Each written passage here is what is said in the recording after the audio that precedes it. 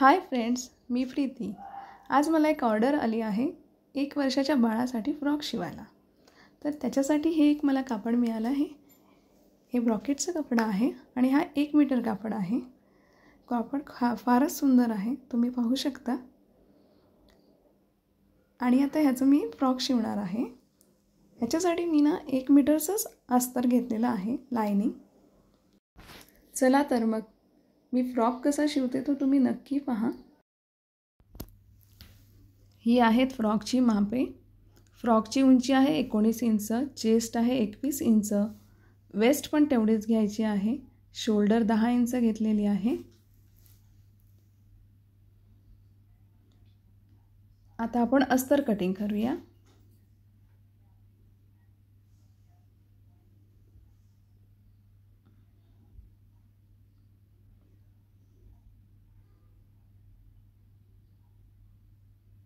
अस्तर व्यवस्थित अंथरून घ्यावं। 9.5 इंच उंची घ्यायची आणि शोल्डरची लाईन मारून घ्यायची। शोल्डर आपल्याला 5.25 इंच घ्यायचं आहे इथे। आर्म होल घ्यायचं आहे 5.5 इंच आणि चेस्ट राउंड 7 इंच आणि वेस्ट पण तेवढंच 7 इंचच घ्यायचं आहे। आता इथे पण स्ट्रेट लाईन मारून घ्यायची। अर्धा इंच वर घेऊन क्रॉसमध्ये लाईन मारायची। आता इथे मुंड्याला आकार द्यायचा, आर्मला। परत शोल्डर उतार अर्धा इंच घ्यायचं। गळाची रुंदी 2 इंच घेऊन शोल्डर उतार ड्रॉ करायचा। आता आपण हे कट करून घेऊया। कटिंग करून झालेलं आहे। आता बॅकचे माप टाकूया आपण। बॅकला आपण झिप लावणार आहे, त्याच्यामुळे मी अर्धा इंच सोडते आहे। एक स्ट्रेट लाईन मारून मग त्याच्यावर फ्रंटचं कटिंग ठेवून द्यायचं।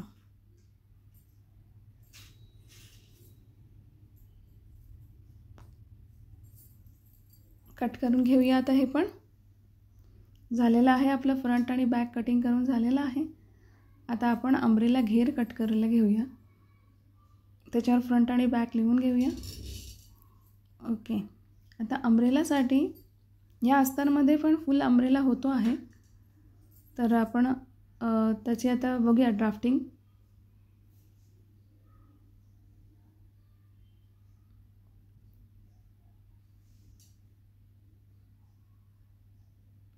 व्यवस्थित अंथरून घ्यायचं आहे ते। आता एकीकडे आपलं बॉडीचं माप ठेवून मार्किंग करून घ्यायचं। आपल्या फ्रॉकची उंची टोटल 19 आहे, त्याच्यातनं 9.5 इंच वजा केले, त्याप्रमाणे मग मी 10 इंच हाईट घेतलेली आहे घेराची, कारण तो अस्तरचा घेर आहे। आणि तिथून मग हे टोटल मोजायचं वरच्या टोकापासून। ते 15 झाले माझे आणि मी 15 प्रमाणे सगळीकडे मार्किंग करून घेतलं आहे आणि हा गोलवा आकार दिलेला आहे। तसंच वरती कमरेचं देखील घेर ड्रॉ करून घ्यायचं आहे आपल्याला।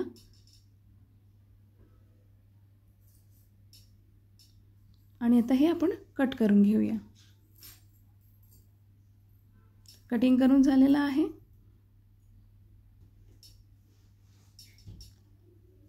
आता हे साईडने पण कट करून टाकायचं आहे। दोन्ही बाजू कट करायच्या आहेत घेराच्या।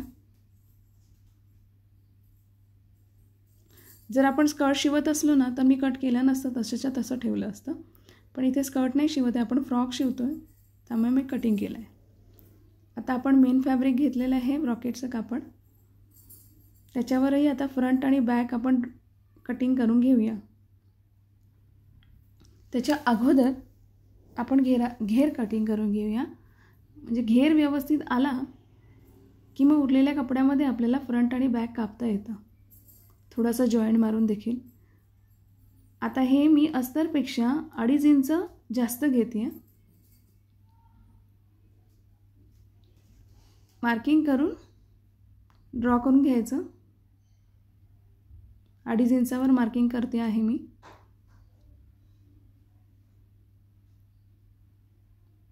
आता कटिंग करून घेऊया आपण।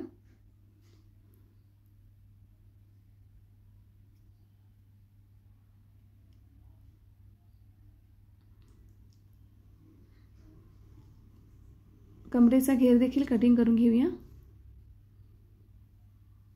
यालाही आपण साईडने कट करायचं आहे. ह्या घेराला मी आता दाखवते त्याप्रमाणे. त्याच्या अगोदर आता आपण बॉडीजची मापं टाकून घेऊया. अस्तराचा कटआउट ह्याच्यावर ठेवायचं आहे. आता इथे एक जॉईंट येणार आहे कारण कापड कमी पडलेलं आहे, त्यामुळे फ्रंटला पण एक जॉईंट येणार आहे. काही हरकत नाही, काही खराब दिसणार नाही, शिवल्यावर कळणार देखील नाही की इथे मी जॉईंट टाकलेला आहे. मी नेहमी मेन फॅब्रिक अस्तरापेक्षा थोडं जास्तच कट करते, म्हणजे कुठे कमी पडायला नको आपल्याला म्हणून. आता हे बॅकची बॉडीज कटिंग करून घेऊया.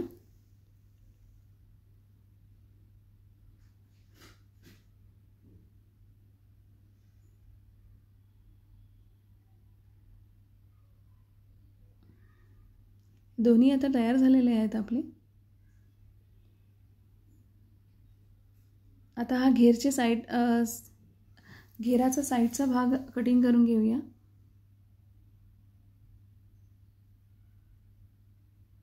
मी घेर कमरेच्या राऊंडपेक्षा थोडासा 1-2 इंचांनी जास्त ठेवते. जास्ती असलेला चालतो, पण कमी पडला तर मग परत जॉईंट मारावं लागतं. त्यापेक्षा हे परफेक्ट पडतं. एक्स्ट्राचं आपल्याला थोडं कट करून टाकता येतं, काही हरकत नाही.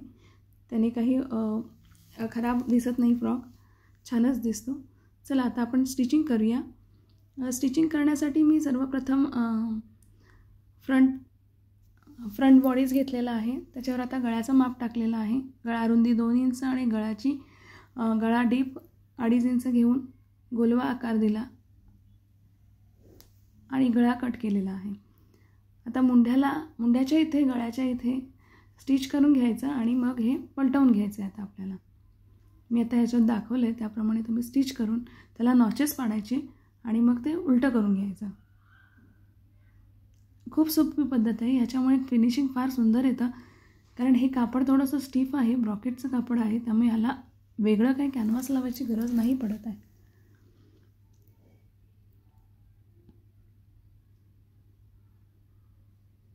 मी आधी कधीच ब्रॉकेटवर गळा कापत नाही.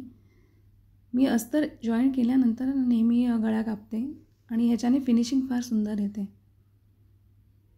तुम्ही असं करून बघा, खूपच छान फिनिशिंग येते ह्याच्याने. आता मी हे उलटं करून घेते आणि मग ह्याला परत किनारीची शिलाई मारून घ्यायची आपण. आता ही अशी असंच सेम आपल्याला बॅग पण तयार करून घ्यायचं आहे.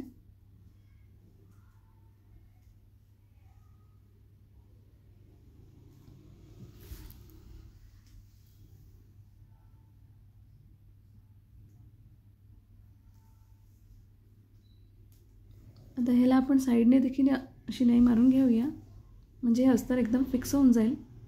आणि उरलेलं एक्स्ट्राचं जे कापड आहे ते कट करून घेऊया.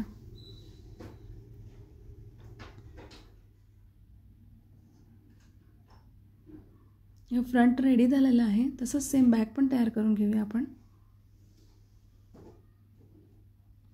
गळा रुंदी 2 इंच आणि गळाची खोली 1.5 इंच घेतलेली आहे इथे मी बॅकसाठी, कारण मी ह्याला झीप लावणार आहे, इनविजिबल झीप लावणार आहे. त्याची पद्धत पण फार सोपी आहे, तुम्हाला फार आवडेल आणि बनवायला इझी जाईल. ती तुम्ही ट्राय करू शकता, ही माझी पद्धत. आता सेम फ्रंटप्रमाणे बॅग देखील शिवून घेऊया आपण इथे आणि उलटं करून घेऊया, पलटवून घेऊया.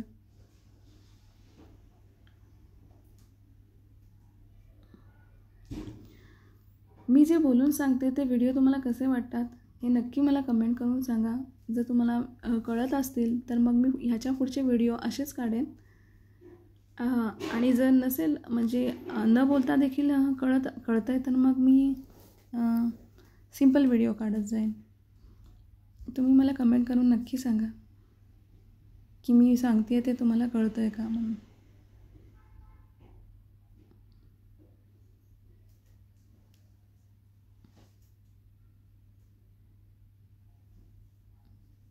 खणाच्या फ्रॉकमध्ये पण मी वेगवेगळ्या डिझाईन्स बनवते. तुम्हाला जर कोणती डिझाईन बघायची असेल तर तुम्ही मला इन्स्टावर फॉलो करू शकता. त्यावर तुम्ही मला डिझाईन्स पाठवू शकता इंस्टाग्रामवर. मग मी ती डिझाईन यूट्यूबवर करण्याचा प्रयत्न करेन.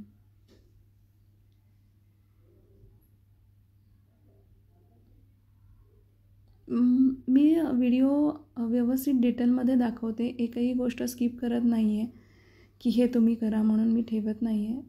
म्हणून थोडा व्हिडिओ माझा लेंदी होतो, पण एकदा बघितलं की लक्षात येतं की काय केलं एक्झॅक्ट. थोडा फास्ट वाटत असेल तर तुम्ही व्हिडिओचा स्पीड तुम्ही कमी करू शकता, कारण हे तेच आहे म्हणून मी परत नाही दाखवलं आहे, स्पीडमध्ये दाखवले ते.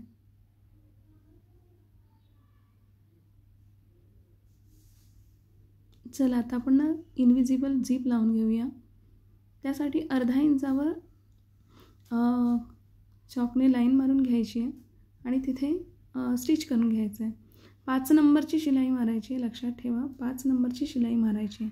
जिथे मी मार्किंग केलं आहे त्याच्या अगोदर मी ओव्हरलॉक करून घेतलं आहे आणि आता मी फूट चेंज करते आहे. सिंगल फूट लावते आहे, कारण मला इनविजिबल झीप लावायची आहे म्हणून मी सिंगल फूट लावते आहे.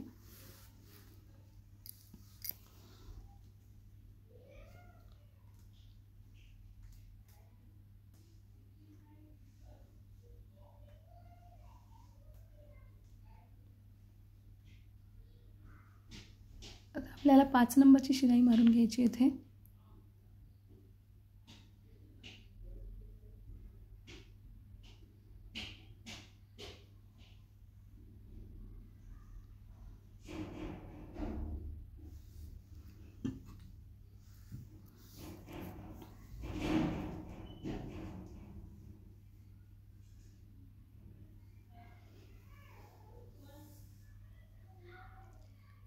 अशा पद्धतीने जर तुम्ही झीप लावलीत ना तर ती वरखाली होत नाही, खूप इझिली लावली जाते. नाही तर खूपदा काय होतं की झीप लावताना एक बाजू वर जाते एक बाजू खाली जाते, त्यामुळे खूप इरिटेट होतो माणूस, आपण इरिटेट होतो आणि त्याचं फिनिशिंग पण तेवढं चांगलं येत नाही. पण तुम्ही ह्या पद्धतीने ट्राय करून बघा, ह्यामुळे तिथे स्टिफ राहते तिथे आणि मग आपल्याला तिला व्यवस्थित फिनिशिंग पण देता येते.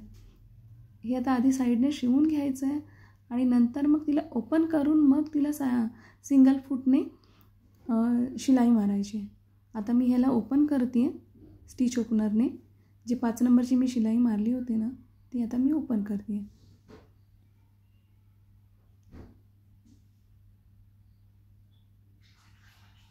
आता हे ओपन झालं की आता मेन आपली जी सिंगल फूटची जी शिलाई आहे ना ती आपल्याला ह्याच्यावर मारायची आहे. आता बघा हे व्यवस्थित एकदम ती झीप व्यवस्थित ओपन करून तुम्हाला ती शिलाई मारायची आहे. म्हणजे कसं इनविजिबल आहे ना, ती झीप दिसतच नाही ना, त्याच्यासाठी असतं ते. हे असं हे खूप सोपी पद्धत आहे. ही तुम्ही बघा, तुम्हाला फार आवडेल, जमेल तुम्हाला ते.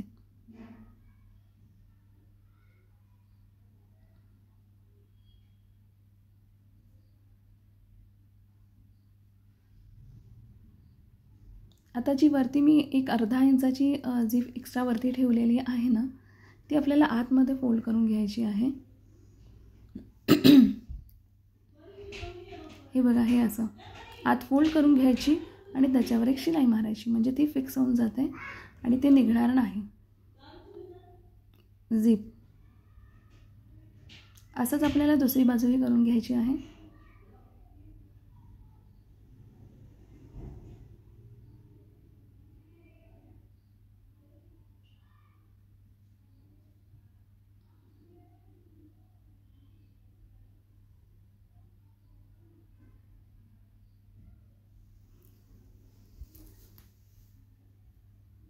हे बघा किती छान लागली आहे, झीप व्यवस्थित लागलेली आहे. आणि आता ही एक्स्ट्राची जी खाली झीप आहे ती कट करून टाकायची. आता आपण घेर जॉईन करूया. घेर हा मापायला गेला ना तर थोडासा मोठाच असणार आहे. आता ह्याचं सेंटर मार्क करून घ्यायचा, सेंटरला बरोबर सेंटर लावायचं, तिथे जॉईन करायचं आणि सेंटरपासून घेर जॉईन करायला सुरुवात करायची. कधीही लक्षात ठेवा.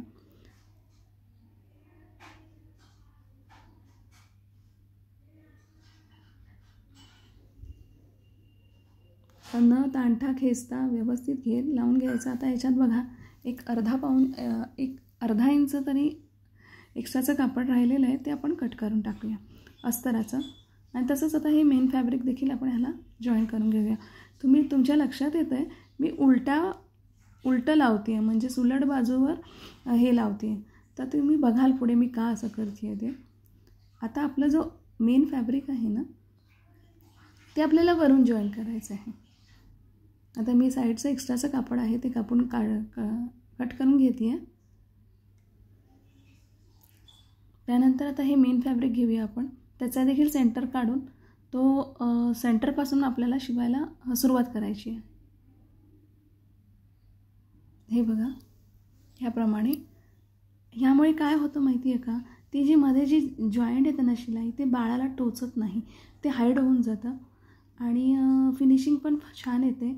आणि मग हे सगळं केल्यावर मी त्याच्यावर ओव्हरलॉक देखील करते, त्यामुळे धागे निघायचेही चान्सेस नसतात आणि छान दिसतं ते आणि टोचत पण नाही. आता बघा इथे देखील कपडा एक्स्ट्रा आहे माझा, काही हरकत नाही, आपण तो कट करून टाकूया. एक्स्ट्राचं कापड जे काय आहे ते पण कमी नको पडायला ना, म्हणून मी थोडंसं एक्स्ट्रा ठेवते जरासं.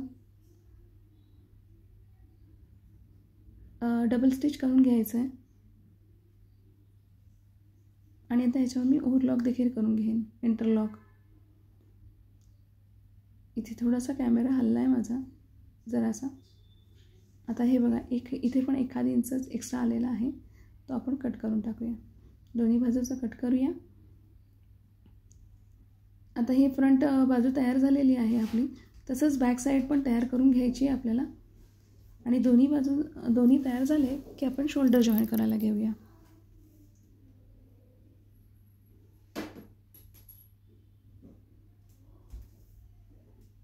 दोन्ही बाजू तयार झालेले आहेत. आता मी शोल्डर जॉईन करायला घेते आहे.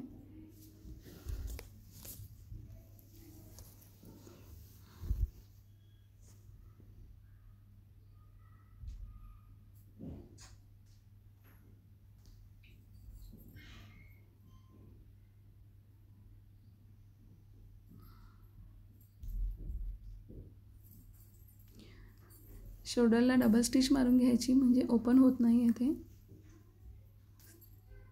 आणि आता ह्याला मी ओव्हरलॉक देखील करून घेते. आता हे पूर्ण घेरला स्टिच करून घ्यायचं आहे दोन्ही ह्याला. त्याच्या अगोदर आपण साईड जॉईन करून घेऊया. साईडला तर मी 1 इंचाचं मार्जिन ठेवते आहे. जर पुढे मागे त्यांना लूज करायचं असेल तर ते करू शकतात. हां, इथे माझा एक बेल्ट लावायचा राहिला होता, तो मी नंतर जॉईन केला तिथे बेल्ट, तर तो व्हिडिओमध्ये नाही आला आहे. कमरेला बांधायचा बेल्ट सोप्पा आहे, ते बेल्ट तयार करायचं आणि तिथे जॉईन करायचं फक्त बस. आणि आता मी इथे बघा अस्तर मेन फॅब्रिकपासून वेगळं करते आहे आणि आधी मेन फॅब्रिक जॉईन करून घेते आहे आणि मग अस्तर. त्याच्यामुळे काय होतं, घेर छान फुलतो फ्रॉकचा. आता ह्याला पण डबल स्टिच करून घेते आहे. आता तसंच मेन फॅब्रिक झालं आहे. आता अस्तरला पण आपण डबल स्टिच करून घेऊया. थोडंसं फोल्ड करून घ्यायचं कापड आतमध्ये ते मेन फॅब्रिकचं, किंवा थोडंसं कट मारला तरी चालेल. मी नाही मारत कट.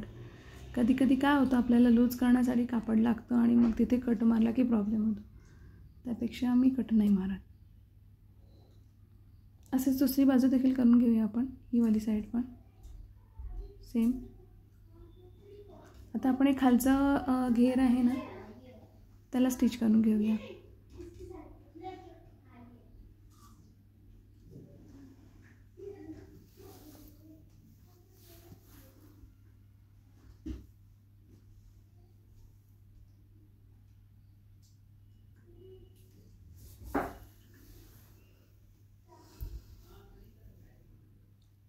फ्रॉकचं पण घेर झालं आहे, खाली मेन फॅब्रिकचं पण झालेलं आहे. तुम्ही हे अशा पद्धतीने घेर करा बघा. आधी एकच फोल्ड मारायचा, तो पूर्ण शिवून घ्यायचा आणि मग परत आणखीन एक फोल्ड मारायचा आणि तो शिवायचा. त्याच्यामुळे काय होतं, चुण्या येत नाहीत. अम्ब्रेलाला, स्पेशली अम्ब्रेला फ्रॉकला असंच करायचं. चला, माझा फ्रॉक संपूर्ण रेडी झालेला आहे. इथे फक्त मी बेल्ट लावायचं कसं ते दाखवलेलं नाही आहे, बाकी सगळं रेडी आहे. बेल्ट हे मी नंतर लावले, ते व्हिडिओमध्ये नाही आले, फक्त तिथे मध्ये लावायचे होते बस.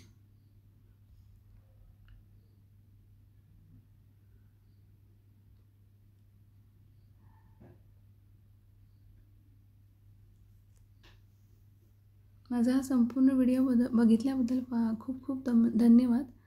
आणि हा फ्रॉक कसा झाला हे मला कमेंट्स करून नक्की सांगा. खूपच छान दिसतो हा फ्रॉक.